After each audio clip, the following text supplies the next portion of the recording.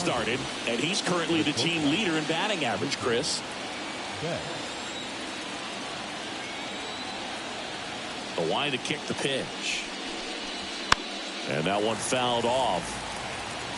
And he's coming off a regular season where he hit over 300. Turns and fires. That one fouled off.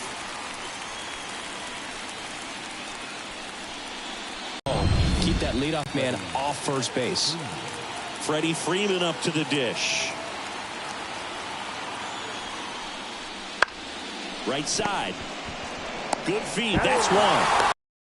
And at first, that's a double play. For me, that's one of the toughest double plays to turn on the infield. The first baseman has to get inside, create a throwing lane to hit that middle infielder to start the double play, and then from there, completing it back to first. Really good job all the way around. The batter now will be Will Smith.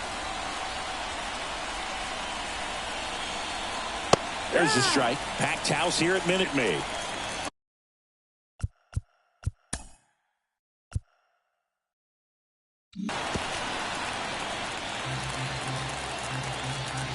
Two down, nobody on. Foul ball, it stays 0-2. The line of the pitch. Swings here and blasts one left field, and it bangs off the top of the wall. Makes the turn and heads for second. And that's a double. Solid swing from start to end, on time with everything, really good balance, nice extension, and he met it out front for the line drive knock.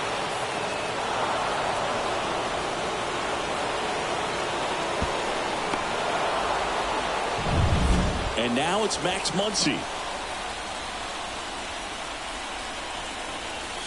Swings through that one, 0-1. The strategy of winning a ball game, when you can make that pitcher work a little more, expose himself by throwing pitches, that could be the key to winning perhaps later on. So good job of extending this inning, getting a knock with 2 outs to bring the number 4 hole hitter up. Man at second. Swing and a miss, and that is that. No runs, 2 hits.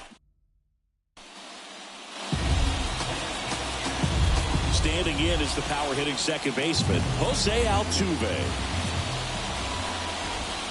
Swings through that one for strike one. Altuve has a lot of history with the Astros. In fact, he's played so many seasons in Houston that he's the only player to be named an All-Star in both leagues while playing for the same team. You know, Blue, Altuve goes back all the way to those AL Central before they moved to the AL West. And the right-hander deals. Fights that one away, and the count remains 0-2. The pitch. And a swing and a miss. And one gone. Such a challenge when a guy's got great velocity. He's throwing a slider over 90 miles per hour. You want to be ready to hit that fastball, but that late break just eats you up every time. And a foul ball. Miller, he's become known as a guy that's really tough to take deep, and that is especially valuable today, Chris, when the ball's going out of the ballpark so much. Next offering is in for a strike. It's very important. It's all about run prevention, right? So when you have that, it's a plus. But if you are going to give up the long ball, you want the bases to be empty, and that's where control and command really comes into play for a guy like this. Pitch misses inside, and that's ball 2.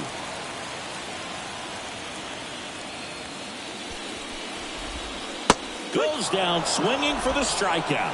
He swung over top of the curveball. Well, you rarely ever see 3 curveballs in a row because that's one of those pitches that's most effective when you haven't seen it recently. You might see 3 sliders in a row, but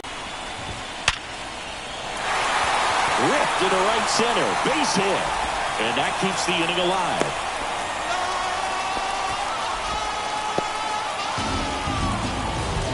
Jose Abreu up to hit. Here's a high chopper. On to first. That takes care of Abreu. Gets him. Back here at Minute Maid Park. Here's the center fielder, James Outman. He was late there, strike one. Let's talk about great individual postseasons. One that really sticks out to me is Ricky Anderson in 1989. He hit .441 with 3 homers and 11 stolen bases, leading Oakland to a World Series championship. Hard grounder into the outfield for a nod. Man aboard on the leadoff single. And now Teoscar Hernandez.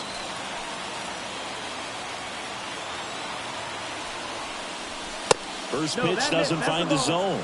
Man, when I think about great postseason performances, hard to top Carlos Beltran in 2004. 8 homers and 6 steals in 12 games with the Houston Astros. He didn't even get to play in the World Series that year. 1-1.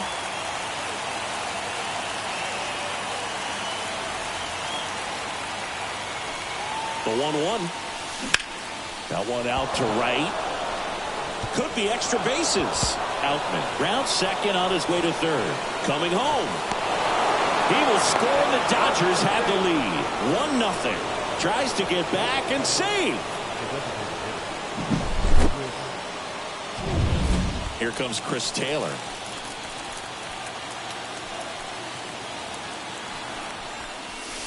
Late with the swing there. 0-1.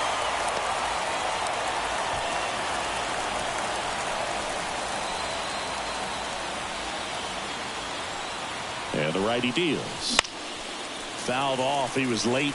Hitter's got some good opposite field power. What I like about something being hit to the right side into the outfield is that the base runner at second has a very good read and can determine whether or not he can score on that base hit. That was a pretty good pitch. Top of the strike zone. We're seeing more fastballs in that location. Hitters, especially with 2 strikes, have to be ready to pull the trigger. Here's Jason Hayward. Foul back our way, and that's out of play.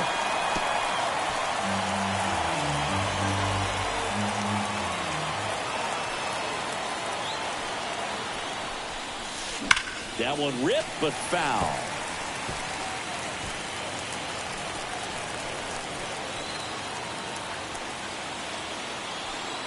Left-hand batter waits.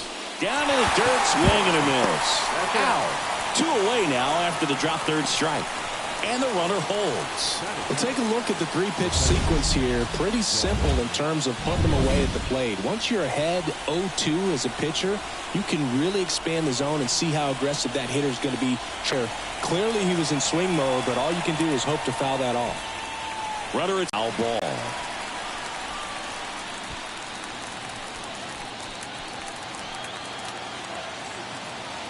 Righty delivers. Swings through that one. It's a strikeout. But a run will score in the inning on this RBI double. And the home team down a run. You're watching the World Series on the show. Back here in Houston, we head to the bottom of the second. And now the right fielder, Kyle Tucker. The pitch. And that one just misses.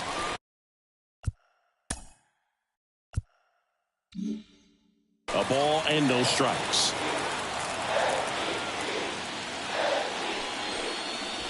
And a curve drops in for a strike.